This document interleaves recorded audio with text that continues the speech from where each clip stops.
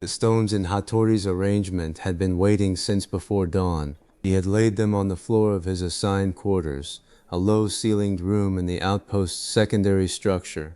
The walls, made of that same impossible stonework, were no joint varied from any other by so much as a hair's width. The room smelled of dry mineral and something faintly green, like moss that had once grown and been polished away.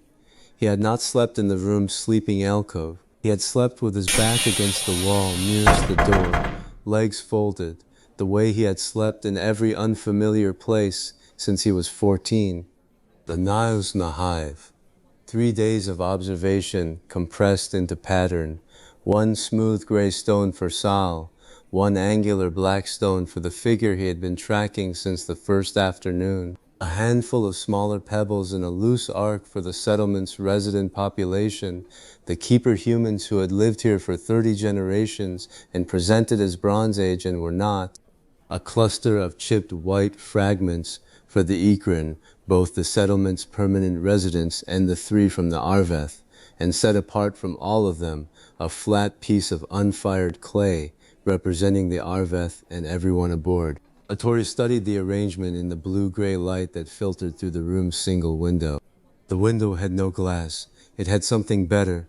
The air simply stopped at the aperture and did not enter the room unless invited, which was another one of those wrongnesses that accumulated into a picture of a technology so old it had stopped looking like technology. Even me been watching. That was what Hattori did. He had watched in Lord Otani's court when the allegiances shifted. He had watched when Nobunaga's messengers arrived with terms that were not terms. He had watched on the bridge of the Arveth when the alien captain's hands moved one way and his eyes moved another. Watching was the first act of strategy, the part where you learned enough to know which questions mattered. She maintains this outpost. She receives freed cargo. She provides minimal resources and does not attempt to shape what the arriving group does next. This is a specific level of intervention chosen over other available options. Someone chose this. The question is what the choosing of this tells me about what they want to happen. The gray stone sat in the center of his arrangement. Everything else orbited it. That was accurate. Sal was the center of this outpost's gravity. She did not command the settlement's residents. They moved around her the way water moves around a large stone in a stream, naturally, having done so for so long that the current had shaped itself to her presence. She spoke to Aisha in a language older than living memory. She spoke to the Northman in his own tongue, with the weight of someone who had held his name for longer than a human lifetime. She had given the group access to navigation data, food supplements, medical knowledge, all of it within parameters. Hattori had known people who gave carefully. Lord Otani gave carefully. Every gift was measured to produce exactly the obligation he intended and no more. This was different in scale and identical in structure. Sael's generosity was the generosity of a host who had decided in advance what a guest should receive. It was calculated. It did not respond to need. It anticipated need and met it at precisely the level Sael had determined was appropriate. This was a strategy. Policies were impersonal. This was chosen by a mind that understood what the alternatives were and had selected this one. The angular black stone sat at the edge of his arrangement, 3 finger widths from the nearest pebble. That was the second figure, the one who was not Sael's. He had first noticed the figure on the afternoon of their arrival, when Aisha had still been in her meeting with Sael and the Northmen had been watching the Ikrin reunion from the plaza's edge. The figure had been standing on the roof of one of the outlying structures, a long, low building that the settlement used for food storage. Standing with the ease of someone who belonged there, watching the Arveth's landing party with the focused attention that separated casual observation from assessment. Hattori had catalogued the figure's behavior across 3 days. The figure moved through the settlement with the comfort of long familiarity, but did not participate in its routines. He ate from the settlement's stores without asking. He used the settlement's facilities, the washing station, the observation platforms, the covered walkway that ran between the main structures, as someone who had been there long enough to have stopped noticing them. But he did not attend any of the settlement's communal meals. He did not participate in the morning task assignments that the settlement's eldest organized each day at dawn. He was a guest who had been there so long he had stopped being treated as one. 6 months, Hattori estimated. The behavioral evidence was consistent. The settlement residents did not look at the figure with curiosity. They looked at him with the settled awareness of someone whose presence was known and accounted for. 6 months would produce that. A year might erode it further into invisibility. 6 months left a residue of noticing. The figure had not arrived on a ship. There was no ship. Pakla had surveyed the outpost's surroundings with her usual thoroughness and found nothing that could serve as a landing site for any vessel larger than their own shuttle. The outpost had no dock. The outpost had no port. And yet here was a man who had been here for 6 months and had not walked in from the horizon, which meant keeper movement did not require ships, which was new information, which was very interesting. Hattori lifted the angular black stone and turned it in his fingers. The stone was warm from the floor's ambient temperature, another wrongness, that the floor in this stone building maintained a constant comfortable warmth without any visible heating mechanism. He set the stone back and stood. He dressed in the clothes the settlement had provided, loose, undyed fabric that was softer than anything he had touched in either his first life or his second. He tucked the small blade he had carried since the Arveth into his belt, because a man without a weapon was a man who had decided in advance to trust everyone, and Hattori had never decided that. Time to present. The nav display on the Arveth bridge had become Hattori's preferred medium for strategic presentations.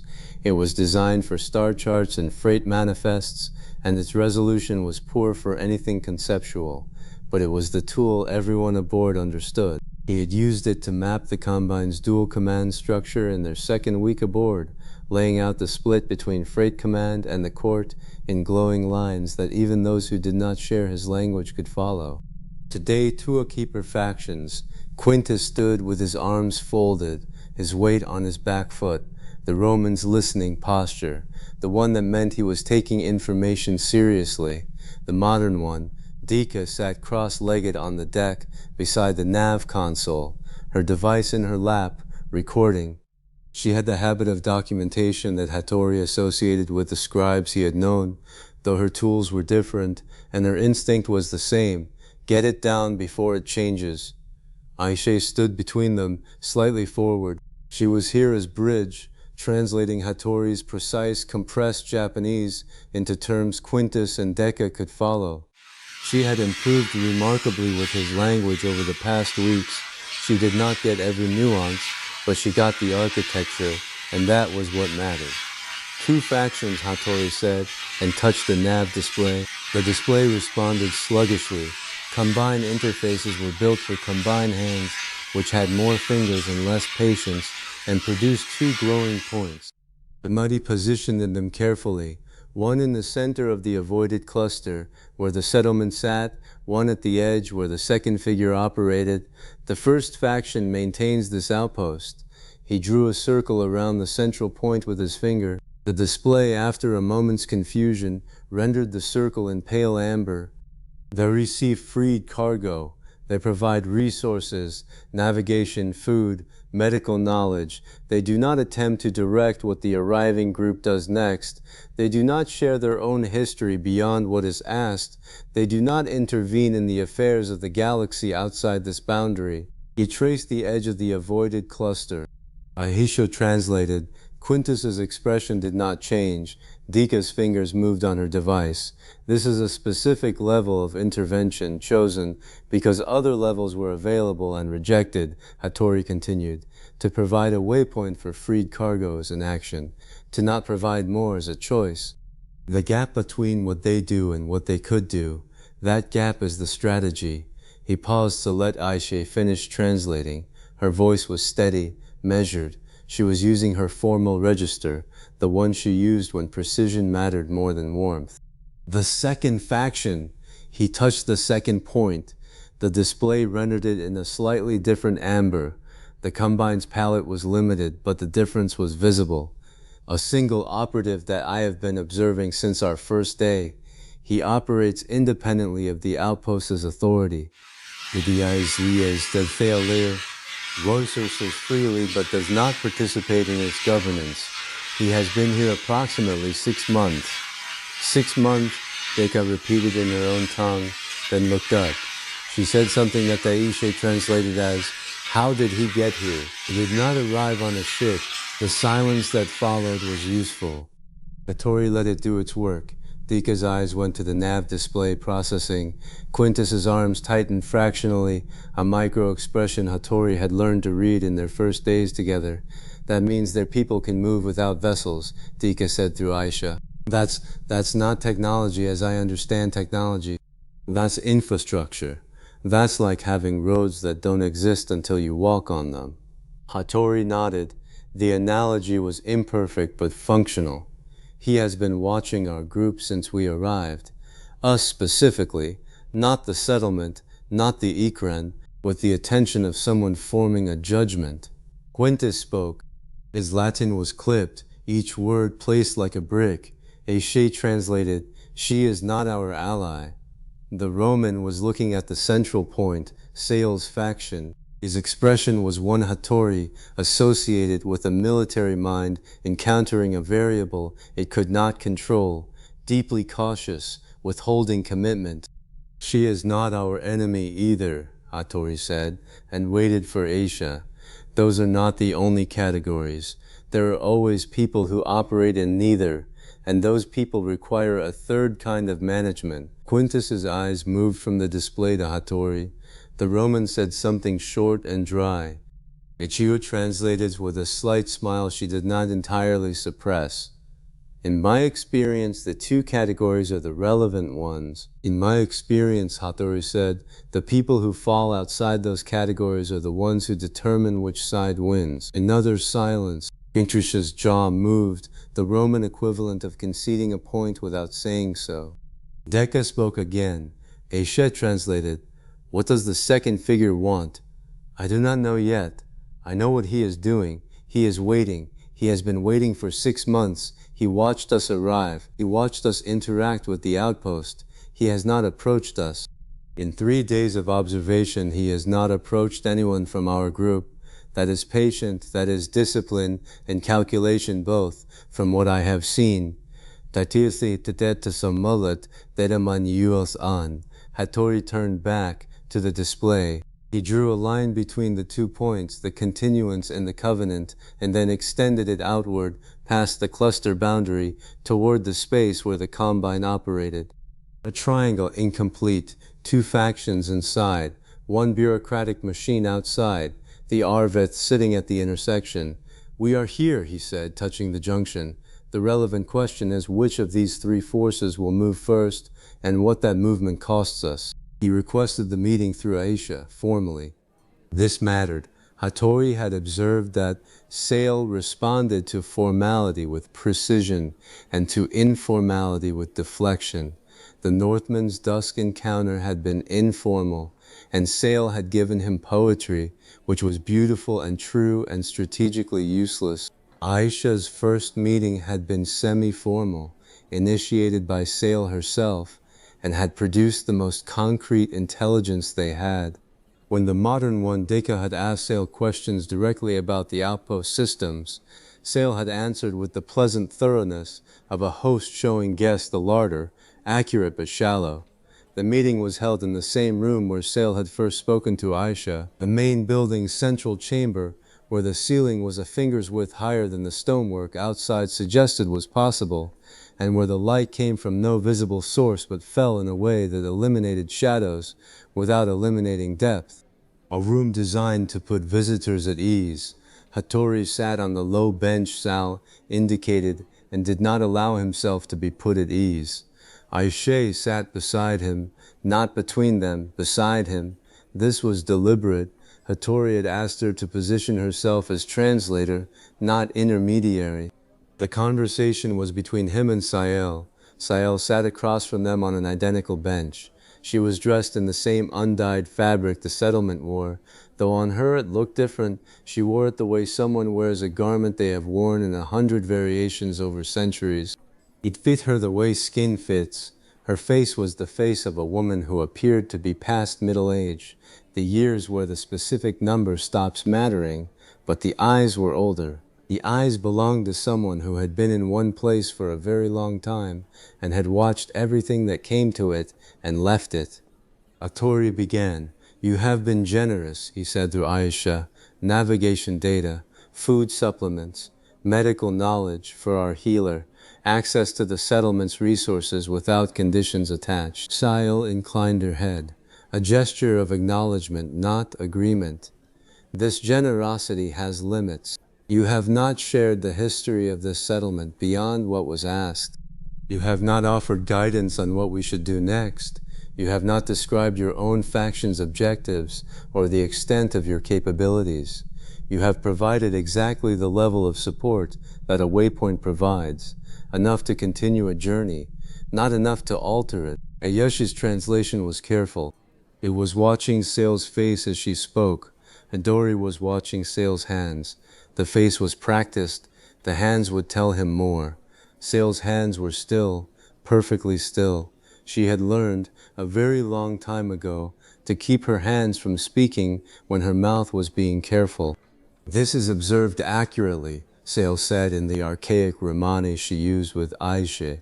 Her voice was measured, each word placed with the care of someone who understood that language was terrain. "You see clearly." "I see what you do," Hattori said. "I see what you do not do. The gap between those is your strategy."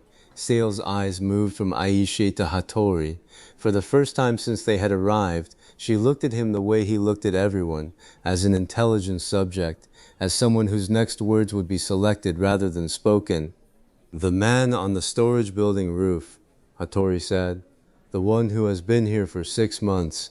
The one who did not arrive on a ship." Sale's hands moved, the left thumb pressed against the index finger, a pressure gesture so minimal that anyone not watching for it would have missed it. Hattori did not miss it. It was the first involuntary physical response he had observed from her. "He is Covenant," Sale said. "His objectives and mine are not identical."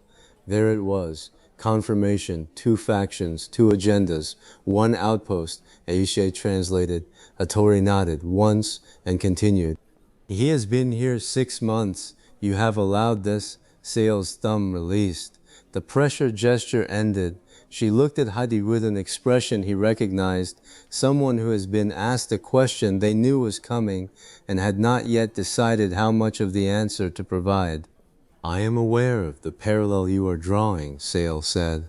"The answer is, it is not simple." That is the most accurate thing she has said to anyone since we arrived. The interesting information is not what she says. It is that she chose accuracy here, in this specific exchange. She is deciding, I can be told the truth about the complexity.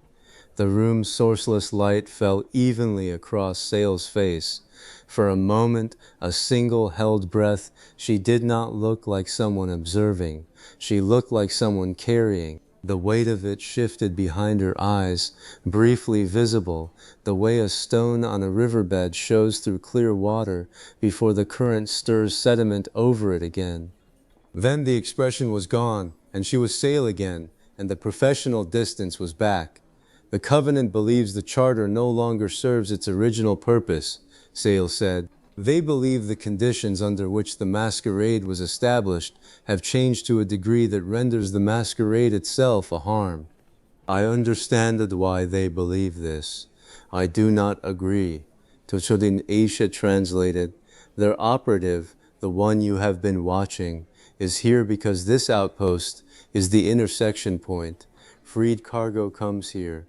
The Covenant wishes to speak with freed cargo. I have not prevented this because prevention would require a kind of force I have chosen not to use." "A kind you possess," Tochodi said. Siled mouth curved, acknowledgement without confirmation. "A kind I possess.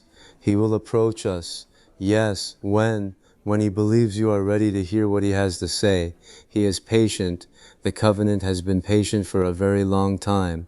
They believe patience is a form of respect." "Is it?" Sile considered this.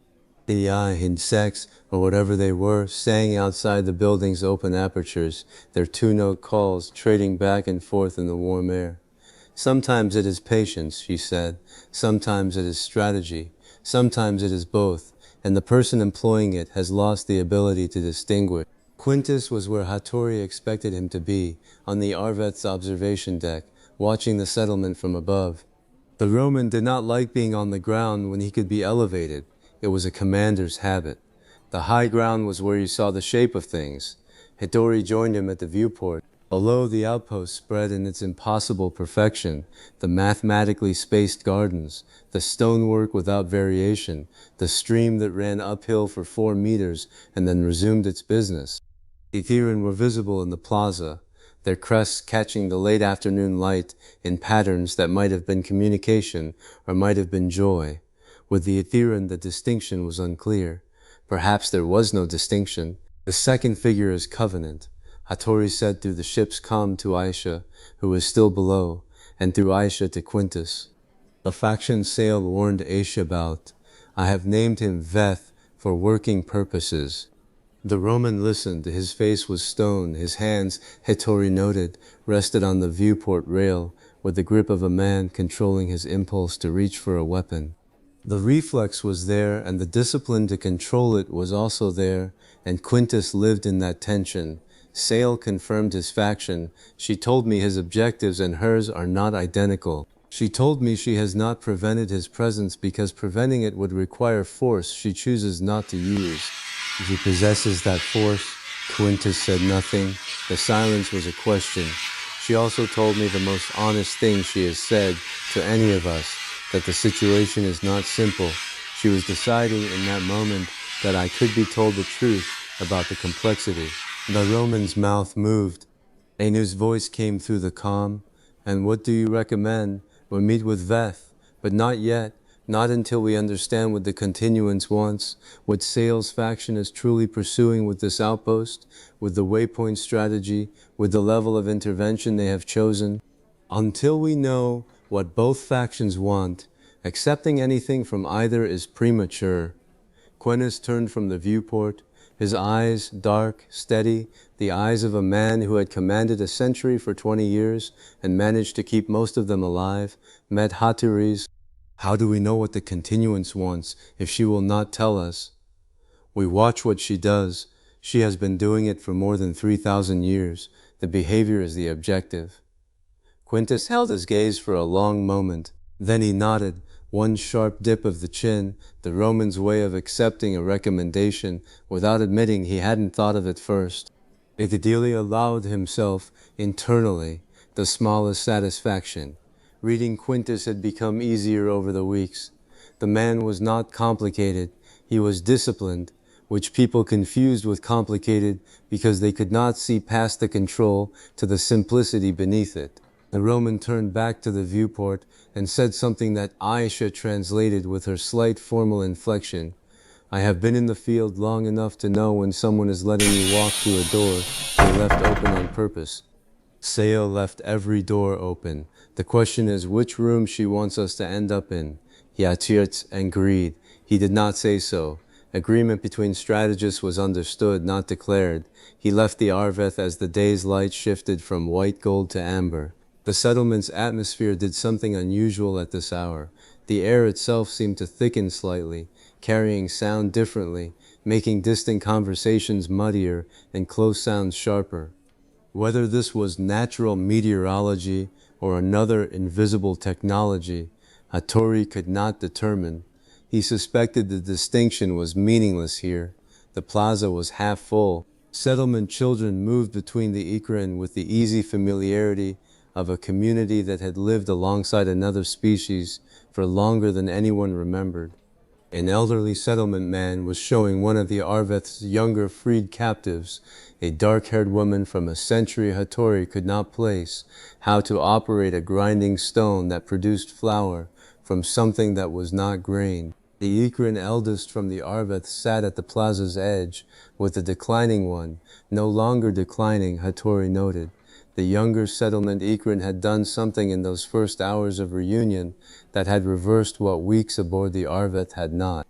Izori walked through the plaza at an even pace, neither hurrying nor lingering, a man moving through a space he was mapping in real time. He saw the figure on the far side of the plaza, not on a rooftop this time, standing at ground level, near the entrance to the covered walkway. Facing Hattori, they made eye contact. The figure was human, or human adjacent in the way Sale was human adjacent, where the shape was right and the proportions were right and something else was off. With Sale, the wrongness was permanence. She felt like a person who had been in one place for so long that the place had grown around her. With this figure, the wrongness was different. He carried the quality of someone who had been in many places and remembered all of them. His face was younger presenting than Sale's, a man in his middle years perhaps, lean and sharp-featured, with edges where Sale had patience, and eyes were dark and alert, and carried the intelligence of a person who has been observing from a considered distance and has decided the distance is no longer necessary. He nodded. It was a deliberate nod. It was the nod of a professional recognizing a peer, the gesture of someone who had been waiting to be noticed and was satisfied it had happened. The nod said, "You found me. Good. That was the first test." Hattori did not nod back. He held the figure's gaze for precisely 2 heartbeats, long enough to confirm the contact, short enough to deny it the weight of acceptance, and then continued walking. His pace did not change. His expression did not change. He moved through the amber light of the plaza as though the exchange had not occurred, and he could feel the figure's eyes on his back the entire way across. He found Aisha at the shuttle, reviewing medical notes Sale had provided. She looked up as he approached. Something in his bearing, Aisha read bodies the way Hattori read politics, fluently and in real time, made her set the notes down. "The Covenant operative wants a meeting," Hattori said. Aisha's eyes narrowed. "Did he say so?" "He did not need to. He has been waiting for us to identify him before asking. He acknowledged my awareness of him just now." In the plaza, Aisha was quiet for a moment. The evening insects, or whatever they were, had begun their 2-note calls, trading the sound back and forth in the warm air. "Why wait for that?" she asked. Hattori looked back toward the plaza. The figure, Viwa, he named him, for working purposes, the way he named every intelligent subject until they provided a real name or a better one, was no longer visible. He had moved with the efficiency of someone who knew exactly where to go next. Because a meeting you request after being found carries different terms than one you request on arrival, Hattori said. He wanted us to know he had been patient,